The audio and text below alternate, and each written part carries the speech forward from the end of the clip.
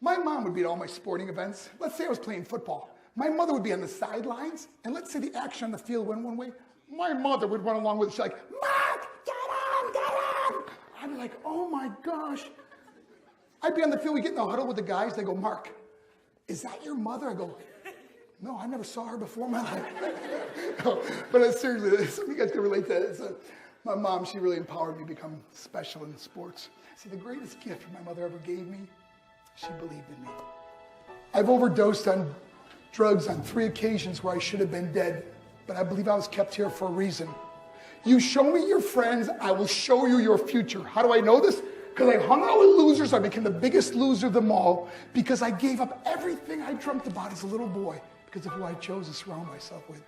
My friends would drive me home at 2, 3, 4 in the morning. We'd be drunk and high in the car. We'd pull up in front of my house. My buddies would go, Mark, the light's on. I go, oh man, my mother's up. See, my mom wouldn't go to bed until she knew her son was still alive.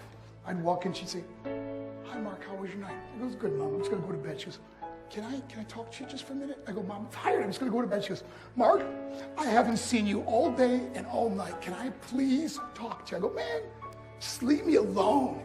You bug me. I'd slam my bedroom door on the one person who believed in me. I was on a worldwide tour and I was wrestling overseas in Japan. After my wrestling match, I went upstairs to my hotel and I fell asleep. There was a knock at my door at 3 o'clock in the morning. I got out of bed, I looked through the safety window of the hotel door, and I could see it was a Japanese promoter. So I opened the door and he said, Mark, you need to call home. There's been an emergency.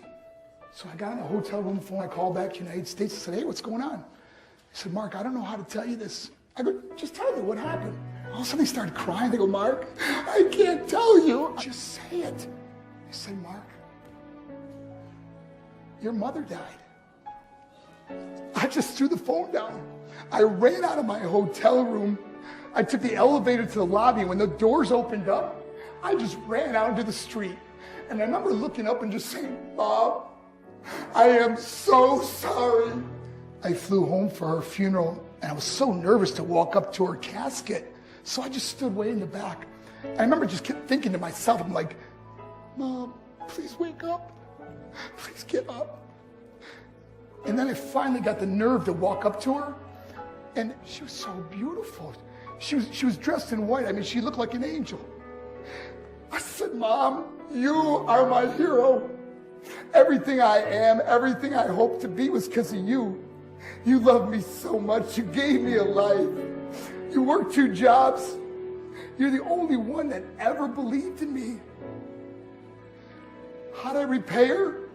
By getting drunk? By getting high? By getting stupid? By hanging out with losers? For what? All she ever wanted to do was talk to me. If you have a mother or a father, tell them how much you love them. See, my whole life was about being rich and famous. That's all I cared about.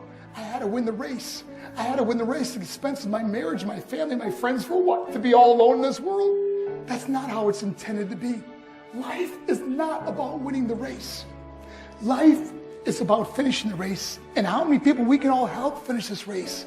How we can start being kinder to each other. How we can help the students that are going through adversity right now.